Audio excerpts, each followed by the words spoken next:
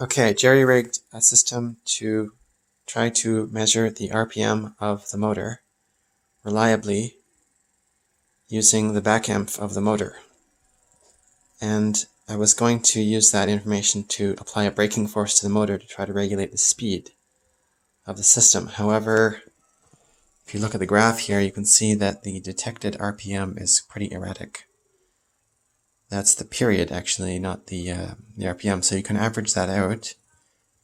I could get a smoother signal, but then the response time goes down, right? So it kind of works. This is not using the analog to digital converter. I'm just using the digital input and the PWM counter peripheral on the Raspberry Pi Pico. So this is a hardware-based pulse counter that you can read, and then you divide by the amount of time since the last count.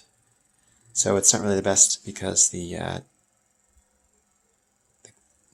time since last measurement is not 100% reliable. That's probably where most of the error is coming from. You can see here on the oscilloscope, that's the signal that's being fed into the Raspberry Pi Pico. And I think I can get it to give me the frequency. It's always difficult to use this particular oscilloscope. You don't get very many buttons. Okay. Oops. No, that's not it.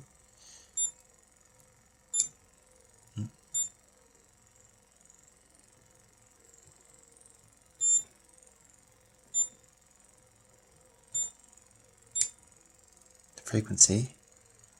If I get it to, oops, that's not it. Frequency. It's giving me the channel of that was the green channel. Now it's giving the blue channel, which is channel A. It says the frequency is 315.4 hertz. Now we can, and it doesn't say that it's particularly volatile. I mean, if we sit there and watch it, it changes by like less than 10%, less than 1%.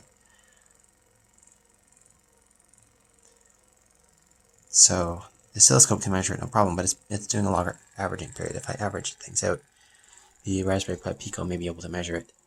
However, it's another experiment to do. So all this takes quite a bit of time.